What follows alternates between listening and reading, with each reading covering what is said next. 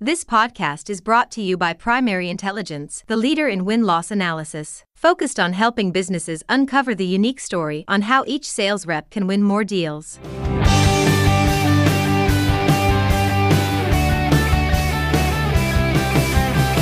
Hey everyone, and thanks for joining me on another rousing edition of Sales Intelligence Weekly, brought to you by Primary Intelligence.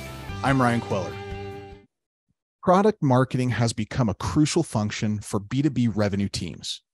That is like the no dust statement of the year, maybe. And it's a very, very young year, but that might be the statement of the understatement of the year, the obvious statement. Product marketers play a key role in understanding your buyer needs and providing insights that help each sales rep improve their win rate and create better experiences for buyers. Product marketers are constantly researching, defining, and communicating the position of the product. But some organizations struggle to align product marketing and sales initiatives.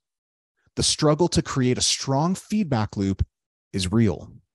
The struggle to inspire action or change is maybe even more real. If there is a real, it's real. So if you're a product marketer, how do you take your learnings, your insights, your research, and use these things to create alignment with your sales and the rest of your organization? Let's chew on this today. Joining me on today's episode is Alin Bader, Head of Product Marketing at Bombora. Alin, welcome to the show. Hi, thank you for having me today. I look forward to chatting. Absolutely. So before we hop into this, we have a tradition here at Sales Intelligence Weekly, and that is to learn a little bit more about our guest on the show. So before we get into the meat of the conversation, tell us about you. Tell us about Bombora. Yeah, absolutely. So I've been working full-time in digital media now for over 10 years, initially starting out in sales myself at a company called Patch, which was formerly owned by AOL. So there I quickly learned that while my call times might have been longer than those and other members on my inside sales team, I was more interested in the post-sales support side, where I could consult and upsell our clients on a regular basis. So I pivoted into account management, and that led me to Pandora. And that's where I was able to gain exposure to product development and marketing teams, getting to help execute some really cool and first-to-market digital media experiences for major national brands like Anheuser-Busch. This naturally led me to product marketing. I wanted to learn more. I was super excited. And this allowed me to merge my interpersonal and technical skills that I developed with more creative work. I moved over into ad tech from there, where I was able to expand that knowledge again and learn more about programmatic specifically and contextual technology, as Google announced that they'd be deprecating third-party cookie, which has been pushed down the road. But at the time, it was very hot. So contextual is all the rage. So having been a product marketer for PubMatic, which is a well-known SSP, and Integral Ad Science, which is a well-known ad verification company, I learned how to wear many different hats and message to several different audiences with very different needs. I'm currently head of product marketing at Bombora, where I'm taking all those skills that I've applied over the years and trying to create a product marketing team and a very strong commercialization team. That's awesome. So it turns out you're the right person to be talking to about this very topic. So glad to meet you. So glad to have you on the show today. Let's get into this. I want to set the stage first. Let's talk about ownership. In your experience, what should product marketing own?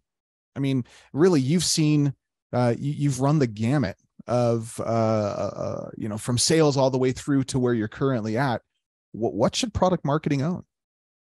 Yeah, it's interesting. Every company has a different perception of what product marketing should own, and every product marketing team even has a different perception. Totally. So much of it too is also based on what resources you have available and how big your team is, how big your company is, and how new product marketing is to the org, for example. So I'm going to preface that.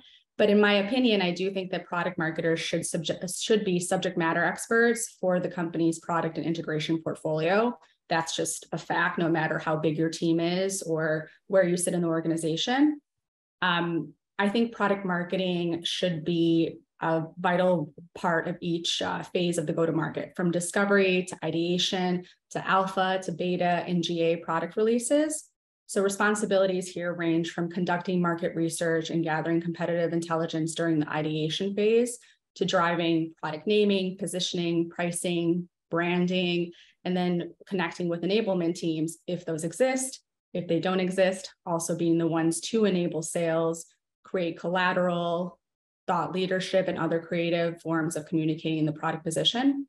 So ultimately, product marketing should be responsible for delivering the compelling and clear messaging internally and externally to drive product adoption and revenue growth.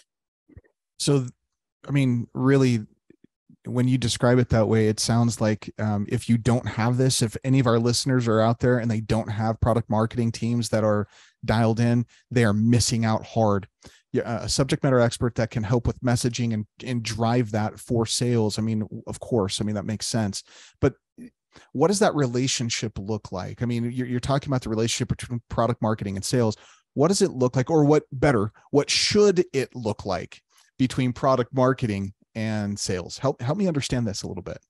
Yeah, absolutely. So I think product marketing is instrumental in connecting the more technical side of the product and really understanding the product well enough to translate all of that information into a very clear value prop so that sales can do their job, so that they can go out and explain to customers very clearly why they need to buy this thing, why it's important to them, and then come back with any feedback back to product marketing. So it's really important that product marketing has a close relationship with sales.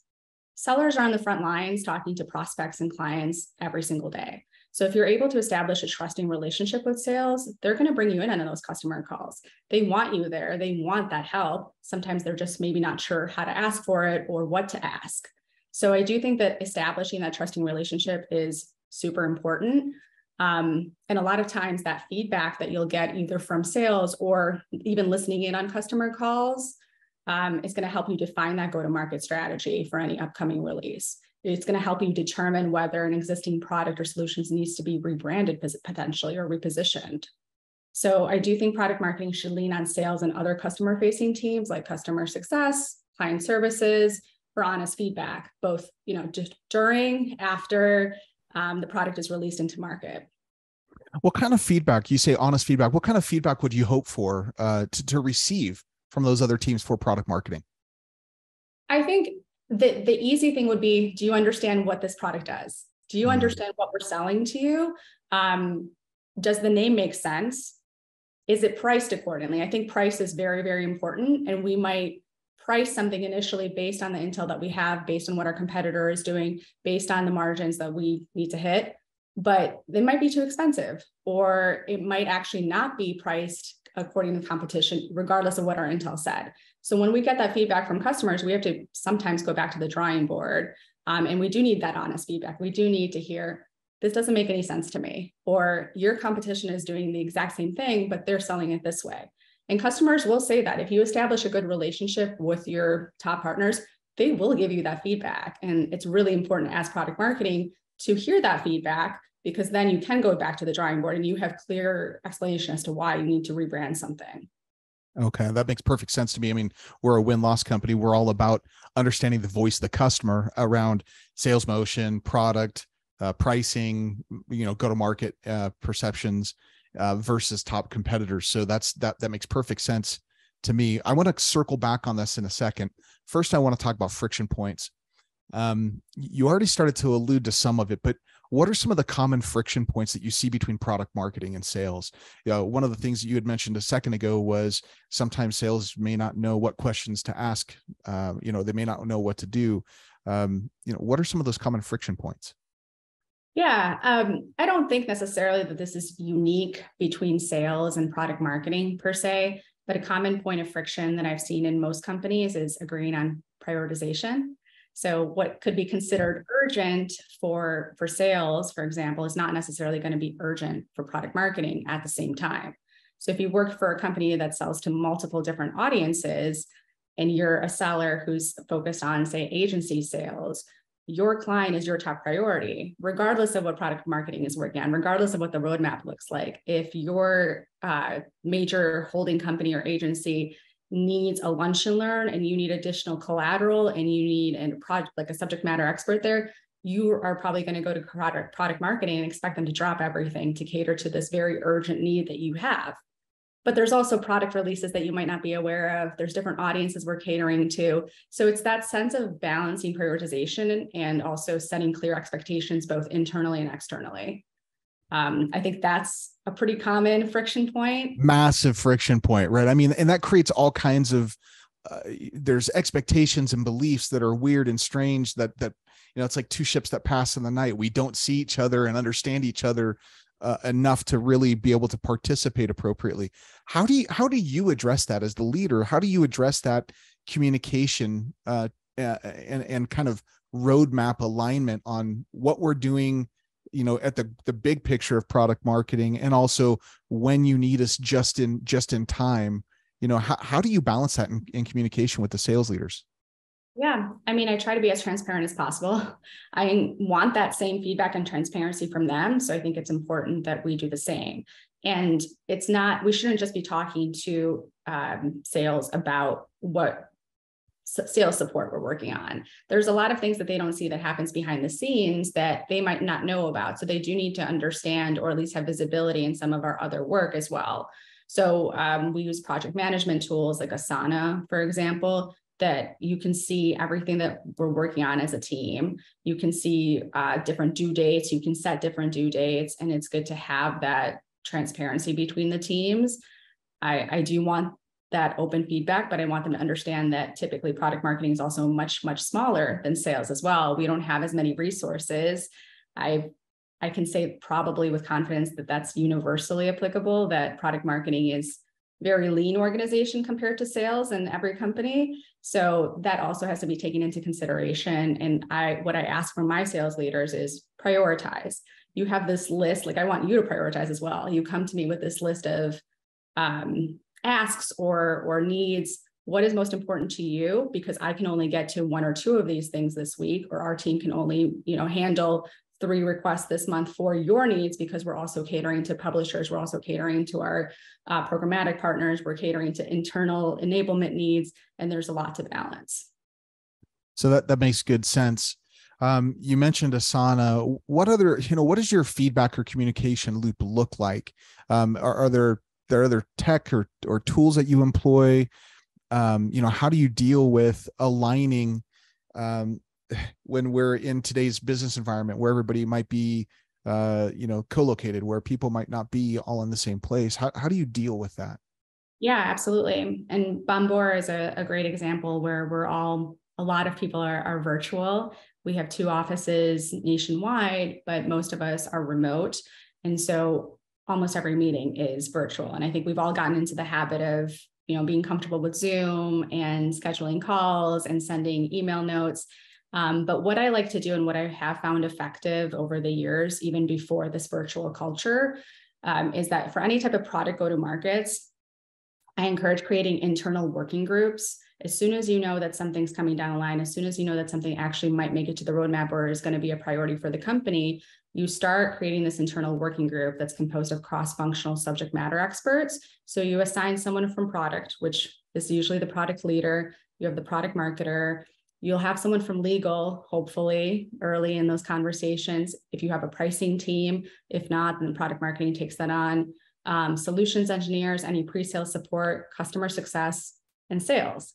So if you have at least one representative from each cross-functional group, that's going to help you organize everything before you go to market and help share that feedback or that any information that's learned in that group with the rest of their team before you actually announce something, then that really helps.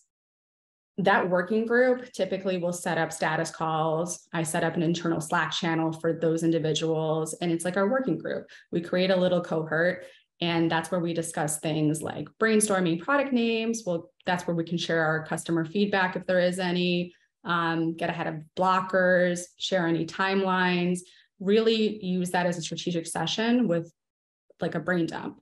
And so I've seen success using Slack, having this little group formed from the beginning and getting sales involved from the beginning, just so they know what's coming, when it's coming, and they can already start thinking about what their customers have already told them, maybe anticipating needs, and already starting to think about how they can share that back with product marketing. Yeah. So I love this. It's been my experience that whenever we bring sales into a situation, or bring them into thinking about what's coming down the pike. Salespeople are lovely human beings because they take these nascent ideas and make them look like they're fully baked or fully grown. How do you avoid right? How do you, it sounds like you might have some experience with this. How do you like mitigate that? And that's the case for everybody. And sales, by the way, is supposed to do that, right? They're supposed to be out there pushing the envelope, testing things, finding, what's working, not working, so that product marketing can come back in and start to change that messaging and create the perceptions in the marketplace so that we have something to change and work on. But how do you mitigate that issue of stuff moving maybe a little too quick in this group setting? How do you mitigate that?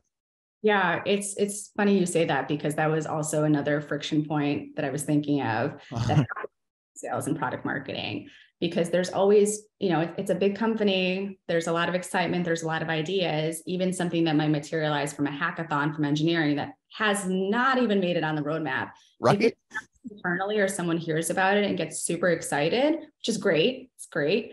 They will share that feedback or that example with customers. And so it is, I think in product marketing, sometimes we have to backpedal a little bit. And sometimes there are fire drills that we have to help with when information hits our customers before we're ready to talk about it, before it's even real, before we have any idea what we're going to build, if it's even technically possible, when it's going to be released too. And that's another big point, that even if something's on the roadmap, we might not know exactly when it's going to be available for customer use. It might hit alpha and then be in an alpha phase for testing for months, for all we know. So we try, as product marketing, I think it's really important for us to try to rein sales in and have them come to us before they address their customer and announce something new. And that can be challenging. I think a way to help mitigate that is, again, increasing that transparency. Asana is a great place where they can see if we have a project plan built out for a go-to-market and they're brought in from the beginning, they get a sense of when it'll actually be ready to talk to clients about. When will they have collateral? When will we have pricing ready? When will we have order forms? When will this be in Salesforce? And it's a great tool to help, but I don't think it solves for, that can happen out of excitement from sales. So it's a growing pain that we're learning how to deal with time. Well, if you that's almost a trick question, because we're talking about humans, right? And this is like the problem since the Stone Ages, I'm assuming.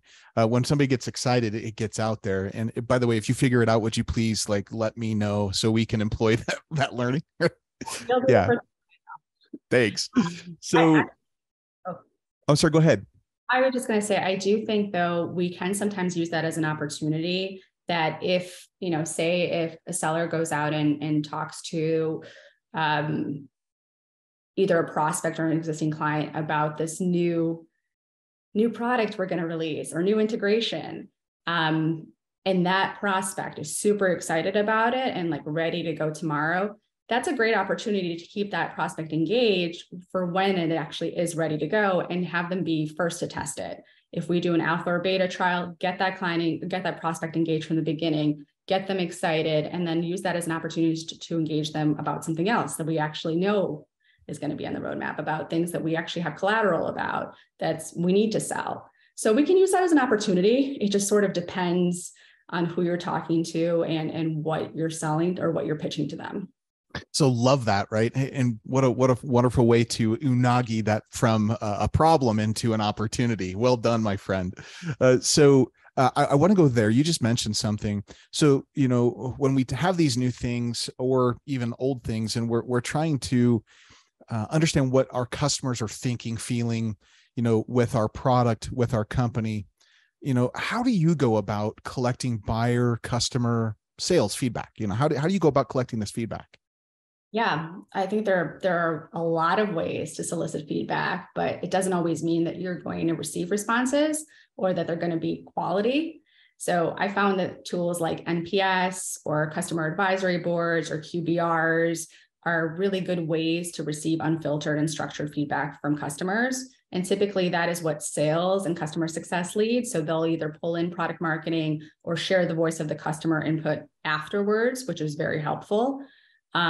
But if product marketing is not able to join those calls, we also are able to listen in on Gong. So we use Gong at Bombora, and it records and transcribes and analyzes sales calls specifically. So we'll listen for common themes, pain points, anything that can help us understand customer needs, and then use that to tailor messaging to address those needs.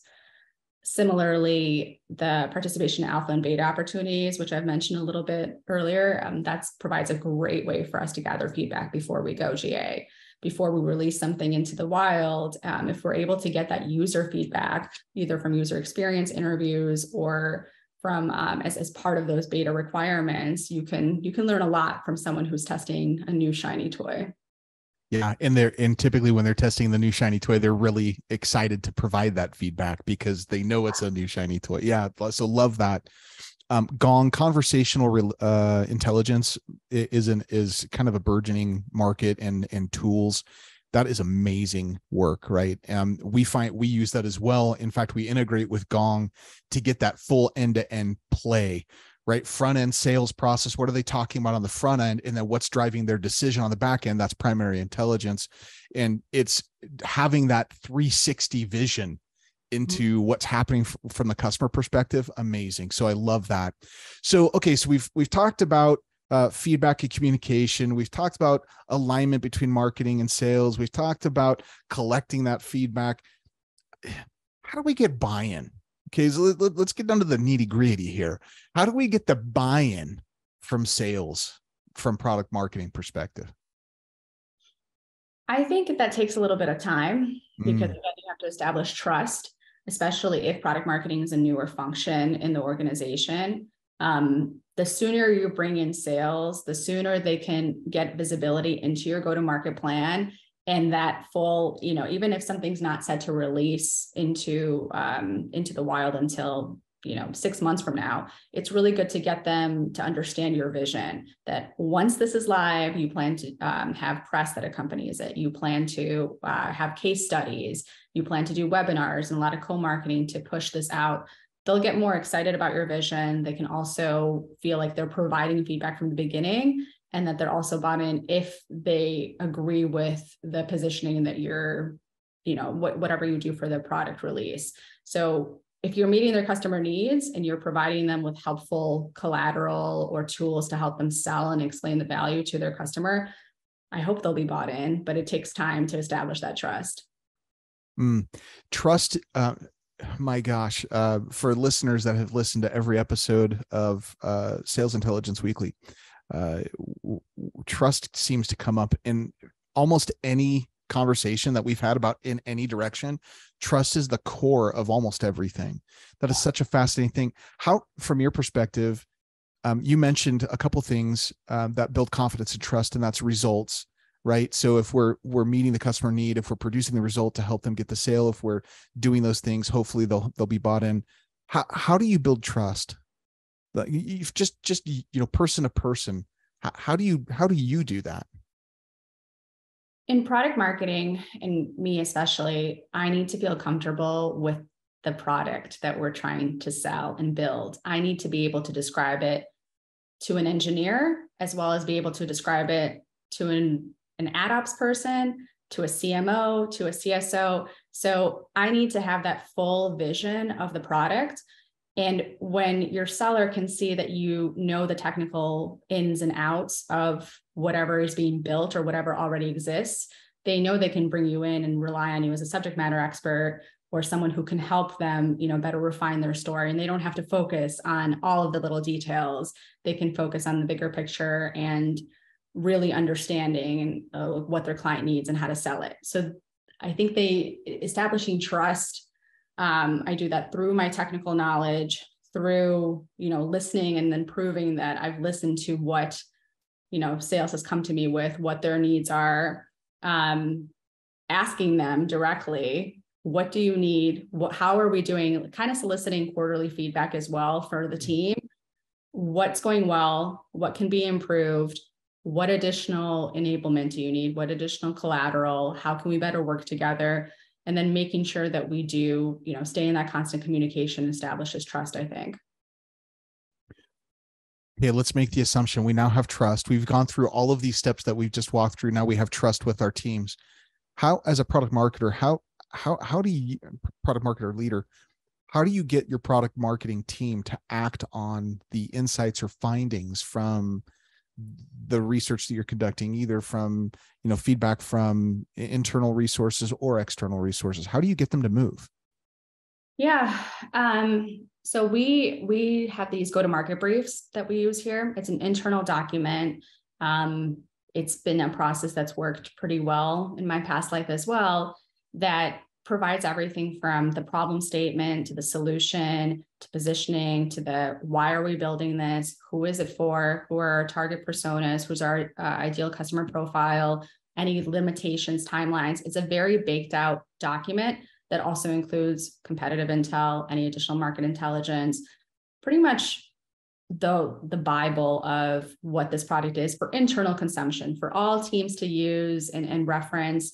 And my team will then use that go-to-market brief to pull out points for collateral, for one-sheeters, for webinars, for talking points, for events. We'll use that to build our positioning for whatever product we're releasing.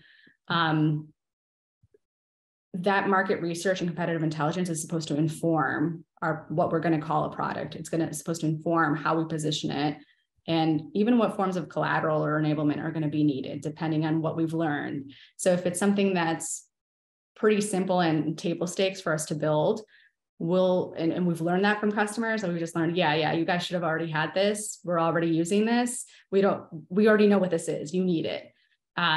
We're not going to spend that much time building out an enablement plan. Probably we're going to consider it a low go to market, and we're maybe going to have, let's say, a one sheet, or we're going to update the website and just say that, hey, this is now a capability. This is something that we offer, because we know that our customers are already well versed on, this feature, this thing that they've needed from us. But if it's something brand new or very nuanced, like a partner integration or something that's really exciting and unique to our company, then we have to be really thoughtful about that go-to-market. We might need to do, we would consider it a high go-to-market. So we might need product demo videos. We might need press. We might have an event that we tie this product release to. We'll have to be very thoughtful about the approach. And that's also based on the research that we've gathered from customers, that they want to learn more. They've never heard about this before. They've never heard about this offering before. So we need to be really thoughtful about how we actually release this, so that we can avoid rebranding things, so that we can avoid repositioning as much as possible. So there's a difference between, say, rebranding and tailoring in the moment, right? So a major difference. And I understand that of avoiding rebranding, my gosh, the lift and the cost and the cycles that it takes to do that sort of thing it's painful. But the tailoring, it's been our experience that if you're able to tailor in the moment to the person that you're speaking to demonstrate that you understand them deeply, their business, their need, their workflow, all of that stuff, you stand a significantly higher chance of differentiating yourself from the competition in the sales cycle and get them to buy into your partnership, which leads them to a yes, right? So from your perspective, how do you ultimately tailor the presentation, the demonstration to meet the needs of the person, the persona? Like you mentioned, everything ranging from the CMO down to maybe an engineer. Or maybe down is the wrong way, but from CMO to engineer, how do you tailor this from a product marketing perspective? When you have those clear buyer personas from the beginning, it really helps too. A lot of those buyer personas, it should all be based on research. It should be based on very detailed research about what each of these personas wants, what's important to them, what their KPIs are. And then take bits of those languages, even keywords that are important to them. So if you're in demand gen or account-based marketing, ABM, then when I'm putting together a one-sheeter for a demand gen, leader or someone who's focused on account-based marketing, I know which keywords to pepper in there. I know where to lead. Maybe it'll be the same exact values, like the same benefits, 5 bullet points, for example, on like a simple one-sheeter. But I'm going to change the order a little bit. I'm going to hopefully hook you from the beginning with what matters to you more than, say an ops person who cares more about operational efficiencies or less overhead. So understanding the value and the benefits to each different audience will inform different, and also the ways that they consume information too, I should mention, right? If you're a CMO, you probably want something quick and snappy. You don't have the time to sit there and read a detailed user guide or even watch a 30-minute video or a demo video. You're going to leave that to somebody else. You just want a very quick, maybe email or bullet point or phone call or elevator pitch, as opposed to someone who's a little bit more in the weeds and is going to ask all those questions, is going to want the data points, is going to want the proof points. So understanding your buyer personas will hopefully inform how you tailor that message and how you present it to them too. So it's good to understand it from the beginning if you can. Okay, so we've talked about a lot. And for our listeners, as we're winding down our conversation here, if you were saying, look, you product marketers out there that are just starting, or you organizations that might be just starting or looking to take your product marketing from here to the next level, good to great, level up in your product marketing. If you had one piece of advice for these listeners, what would it be? I think in general, everything that we do, just put the customer at the forefront of everything you do.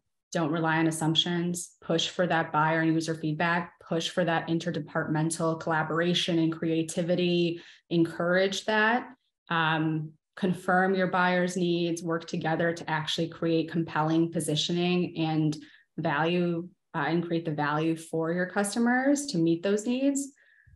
Applying that mentality as a product marketing, I think, will create alignment and trust with your sales team and hopefully allow you to reach your joint goal, which as a company, you should all be working towards the same goal. So putting the customer at the forefront is very important. Powerful. Ellen, thank you so much for joining us on today's show. It's been a treat getting to know you, and thank you for sharing your insights. Thank you so much for having me. And listeners, for more from our friends at Bombora and from us here at Primary Intelligence, visit us at www.primary-intel.com/podcast. And remember, no deal is out of reach. We'll see you next time.